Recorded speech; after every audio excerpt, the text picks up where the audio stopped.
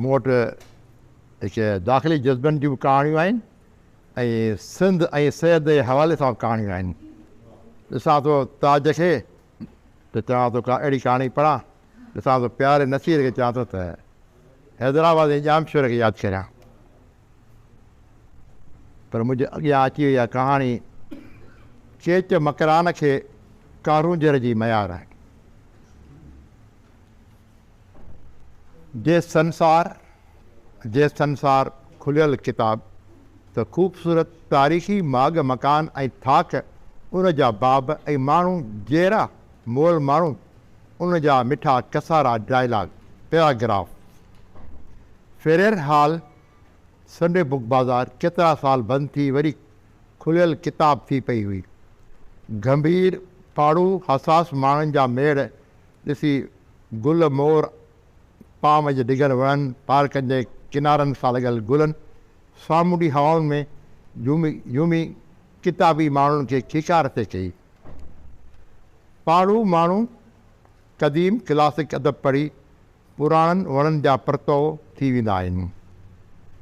हू वक़्त जी गाग ऊंधाई आसमान जे पुरस्रात सितारनि जी साईअ सां वासिजी पइजी तबई उमिरि खां अॻिते निकिरी वेंदा आहिनि, घणो अॻिते निकिरी वेंदा आहिनि। किताब खेनि सच उगाचण जी सूंहं ॾेई छॾींदा आहिनि। मोट में आम वहिंवारी सखड़ा माण्हू संदन सच उगाचण ते मच्छर जी फ़तवाऊं जारी करे छॾींदा आहिनि। किताबनि जे संसार वांगुरु कंध हमेशह वांगुरु झुकल होसि। किताबनि जे संसार में कंध हमेशह वांगुरु झुकल होसि। किताबनि जा जुमिला पैराग्राफ्स हुन लाइ कंहिं अहिड़े अथासिक माड़ी ॾाकण जहिड़ा थी पिया हुआ जिते ॻच ॻाल्हियूं अरपियल हुयूं ऐं दर दरियुनि ऐं ॾाकण ते गुल गुलाब ऐं मोते अतर सां ओरण थियल हुआ। सामूंडी हाउ अखियुनि जी मानकियुनि में हिकु अणपूरो नज़्म, हिकु अणलिखियल कहाणी जो रंग भरे छॾियुसि। तूं मुंहिंजे नज़्म जो कजल हुईं ऐं कहाणी जे विखिरियल लिपस्टिक जंहिंसां अहसास उॾावंदड़ रंगियल सिंगियल रहिया। हूअ मुंहिंजी ज़िंदगी जी कहाणी जो प्लाट हुई, अणचयल अहसास जो मुकालमो हुई। केतिरो जल्दी उभरी आई हुई कहाणी अदब ऐं आर्ट जे रंगनि में।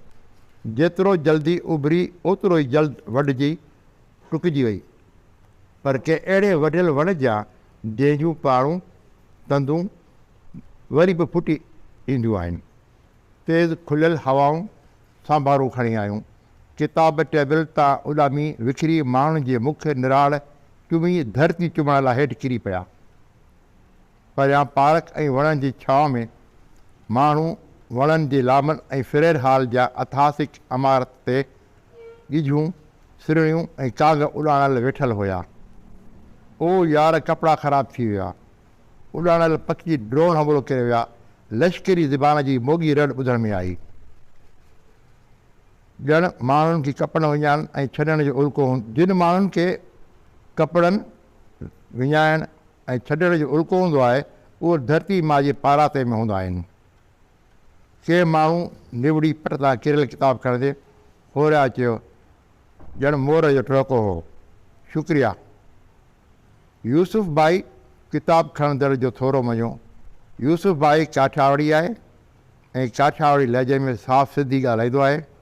संस मिठे सुभाउ जहिड़ी फितरत जे करे अक्सर माण्हू वटि ईंदा आहिनि ऐं किताब ख़रीद करे टेबल विच में ख़ाली कुर्सियुनि ते वेही किताबनि जी प्रचार कंदा आहिनि। केतिरा ख़रीदार खे संस लाइन्स एराज में किताबनि जो भाड़ो ॾेखारण लाइ ज़ोर कंदा आहिनि। केतिरनि संस भांडे तां किताब ख़रीद कया, पर पोइ जॾहिं खां शहर जो खुंबे जहिड़ो रंग गोलनि में लीड़ लथी करबला जो वरजाउ थियो, तॾहिं खां खेनि टारे छॾींदो आहे। तेज़ लाॻीतो हवाउनि ते किताब ॿीहर टेर वरी उॾामी माण्हुनि जे सीननि ते लॻी धरती खे चुमण लॻा। शुक्र आहे पथरनि ऐं गोलनि जी वसकार जे ॾींहंनि में किताब था वसनि। किताबनि जो वसणु सुठो निरालो सुहिणो आहे। बादल वसकार ते धरती किताब थी पवंदा आहिनि। बादल वसकार ते धरती किताब थी पवंदी आहे ऐं गुलनि फुलनि जे लफ़्ज़नि सां वासिजी वेंदी आहे।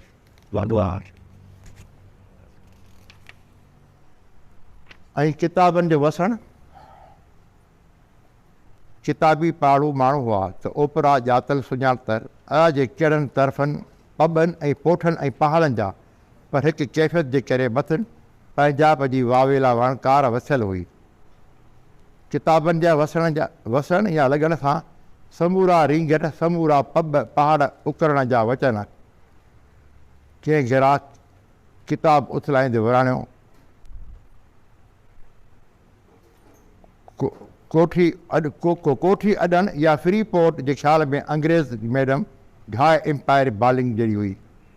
किताबनि ते नंढियूं तस्वीर दाणनि जेतिरियूं पथरियूं रख त जीअं ग्राहकनि खे लॻनि न वरी किताब रड़ियूं करे पट ते किरनि। कंहिं कारी चादरीअ में का कारी चश्मे वारी किताब वरलाईंदे देसी लहजे में चयो, तस्वीर दाणनि जेतिरियूं या तुंहिंजे नंढनि ॾंदनि जहिड़ियूं से त भले लॻनि।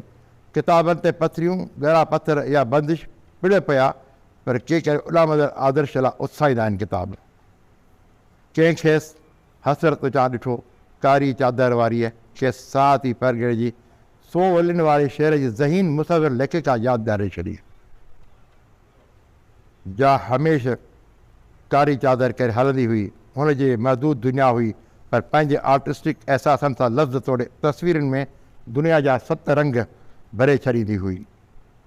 संस पसंदि जो नीरो आसमानी रंग हो कि हिकु भेरे हू साणुसि फिरेर हाल इमारत जे मथे पोर्शन में सादकीन आर्ट गैलरी घुमी काठ वारी ॾाकण ते वेठल हुई।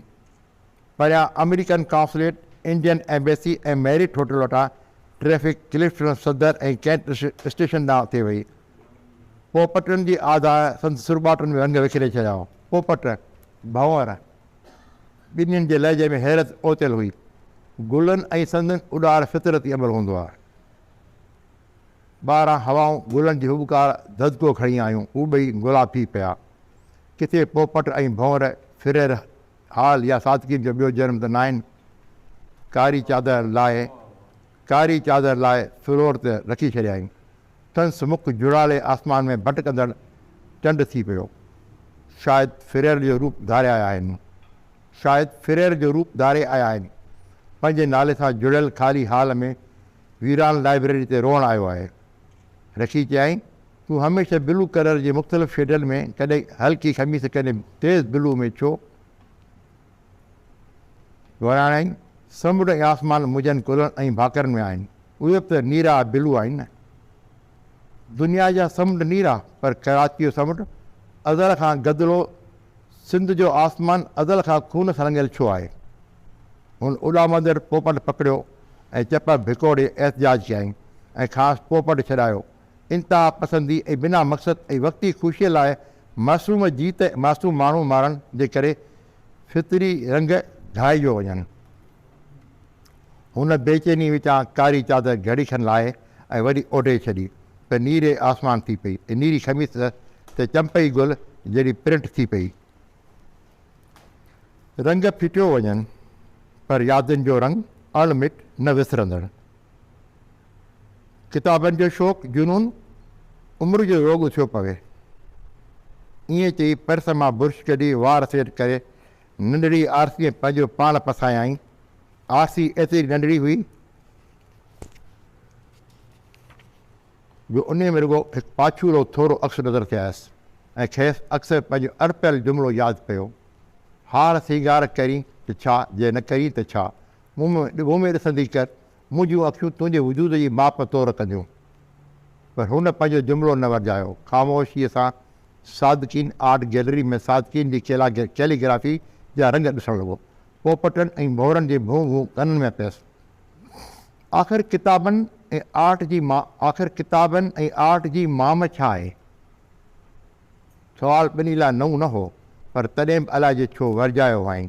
अक्सर किताबनि ऐं रंगनि जे विच में जॾहिं ॻाल्हाइण लाइ कुझु निबिरो हूंदो हुअनि उहो सुवालु वराए वरजाईंदा हुआ ऐं पोइ बि मुतमिन न थींदा। किताब जी यादि मुसविर जे स्केच बोर्ड ईज़िल ते विखिरियल सोच ज़िंदगी जो इदराक ॾिनो। उन्हनि जे संग रंग में ज़िंदगी जी नंढी अणलिखी नज़र त ईंदड़ भञ डाह हसास माण्हू खे जोड़े छॾियो। अंदर जी उणतुन भञ डाह कलम ऐं बुर्श हथनि में कराईंदी आहे। मुड़की पई हुई या अंदरि जी व्याकुलता वजूद जी वारीअ में थी लिकायईं। हींअर बुर्श हथ में जरे पुछियो आई, कलम ऐं बुर्श जे हथनि में कयल गुलाब वांगुरु पोपटनि भंवरनि जी उॾार ॾिसंदे चप बंदि किताब थी पियसि। गुलाब हथनि में सुकियो वञनि। हुन घणो अॻु पंहिंजी लिखियल कहाणी जो नालो खयों। हुन लाशोरी कोशिशि सां बाहि ऐं हथु ढिघो करे वरी रोके छॾिया। हिकु हथु ॿिए हथ मथां विकिणियल थींदो आहे, जंहिंमें न रुॻो मासूम कंबूर जीत ऐं क़ौम पोपटनि जा चीबाटल हूंदी आहे। पोपट जहिड़नि चपनि तां अदराक सां वासियल जुमिलो उगा छो आहीं? शायदि पाण खे हथ में पकड़ियल पोपट जहिड़ो महसूसु थियो आहीं। हद दर्जे जी हसास हुई। खुलियल हवाउनि तोड़े एसी जे ठरियल कमरे में पोपट जियां भाईंदी हुई। उॾामंदड़ पोपटनि खे ॾिसी मुख़्तसिर वराणे आई। उहा हक़ीक़त रुॻो हसास माण्हू सां लाॻापियल थींदी आहे। हुन ॻाल्हि ते खेसि हिकु सर्द राति जी रोलाकी यादि पई हुई। हू गिज़री दहली कॉलोनी ऐं कैंट स्टेशन वारे फ्लाई ओवर टिपी होटलुनि सां टिपिया थिए त फुटपाथ ते हिकु वॾनि वारनि वारो दीवाने खे निंड में बिना कंहिं गरम शाह जे ॾिसी हू ॿई छिरकी पिया हुआ। ऐं हुन चयोसि, उहा आहे मन जी बादशाही, तवंगरी ज़िंदगी, मुस्लिमनि खां बेपरवाही। हुन जी छिरक ते हुन कार आहिस्ते कई ऐं पोइ कंहिं अॼाते ख़ौफ़ खां कार अॻिते करे वियो। कार आहिस्ते करे पोइ छो अॻिते कढी वई। मोटे में हू ख़ामोश मुरकियो। बेडपा हमेशह ख़ाली खीसण वारा हूंदा आहिनि। माया धन वारा ॾिसण में मज़बूत लॻंदा आहिनि। जेतिरी माया धन ओतिरी ॻणती ऐं ख़ौफ़। हुन ठठोल कंदे चयसि, हिन दीवाने जी हालत खे अंदरि में ओते छॾियो। हुन दीवाने जी हालत खे अंदरि में ओते छॾियो। ऐं जॾहिं आर्ट काउंसिल में चित्रकारी जी निमाइश थी हुई, हुन एज़िल ते फ़क़ीर जी कैफ़ियतुनि ऐं अहसासनि जा रंग भरे छॾिया हुआ। ज़िंदगी जा जीऊं था असां किथे आहे, ज़िंदगी पाछे जा साथ हूंदे बि परे परे। किताबनि जे संसार में ख़रीदारनि जी माठार भरी गुफ़्तगू खेसि लाशोरी जी पींघ तां फिटो करे छॾियो ऐं पाण मुरादु लफ़्ज़नि में उथरी पियो। ज़िंदगी किथे आहे, सा ॿिए हंधि परे परे। थधो साह झले चयाई, तो सच चयो त लखनि जी प्रिंट पर धुंधली प्रिंट वारा किताब सच हूंदा आहिनि। क़दीम ऐतिहासिक माड़ीअ जा जंहिंजी ॾाकण बालकोनी रोशनदान दर ऐं दरियुनि मां ॾिसजनि था गुज़री वियल मौसमुनि ऐं इनकलाबनि जा नीअं नज़ारा।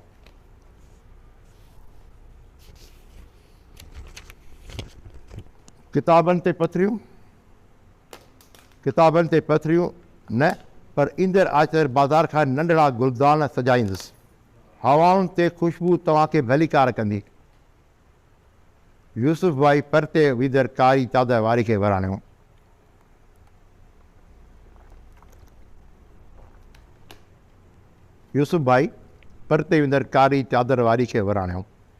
का ख़ुशबू वक़्त जे आधार खे मोटायो छॾे। केॾूर बि ओॾा सुपरी लहजो विखिरियल पंहिंजे हूंदे परे खां ॿुधण में आयसि। खेसि यूसुफ भाई जी किताबनि ते गुलदान सजाइण वारे ख़्यालु निहायत मोहे विधो। यूसुफ भाई किताबनि ठाहिण ऐं ग्राहकनि सां मसरूफ़ हो। परियां बाग़ीचे जा रंग बरंगी गुल ॿूटा वण निमियल खिमियल पींघ बनियल हुआ। अलाए जो छो रंग बरंगी गुल नीरा ऐं तेज़ ब्लू महसूसु पिए थियसि। समूरा गुल गुलदाननि जी शहरियत हासिलु न करे सघंदा आहिनि। हू वक़्त जी नासास तेज़ हवाउनि में वणनि ॿूटनि जे सीने मां ईअं छड़ी विकिरी वेंदा आहिनि जीअं अलॻि गबरू आदर्शी नारनि जे सर में अबाड़नि घरनि पटनि ऐं थाकनि खां ओपरा थी वेंदा आहिनि। हू न आदर्श माणे सघंदा आहिनि, न वरी को अजो ऐं ज़ोरावरनि एजेंसियुनि सां गुम थी पोठनि ऐं पहाड़नि ते ॻिजनि ऐं सिरनि जो खाज थी वेंदा आहिनि। बरोच की पुछा लश्करी ज़बान करण में पियसि। कंहिं यूस खां पुछो, सिंध जे शहीदनि ते किताब ॿिया छॾे उहो ज़रूरु वठंदा। पुछण वारो पक मुंहिंजो जाड़ो भाउ आहे। पक हिन धरती जा ॼावा ॿाहिरि ऐं साथी एजेंसियुनि हथां गुम करे मारिया विया हूंदा आहिनि। हुन ख़्यालनि में लहंदड़ भुड़काट कयो ऐं बरोच की लिबास वारे खे ॾिठो। हुननि जी अखियूं छा मिलियूं, ॼण मियाणी टोड़ी पाटक तां का रड़ का गूंज पड़ा ॾिजी। सिंध जे साहिल जी पटे तां गवादर तुरबत जे पटनि ऐं पहाड़नि तां वञी बखी हू 3-4 किताब चूंडे टेबल तां फिरी बोरोच सां कुर्सी ते वेही रहियो।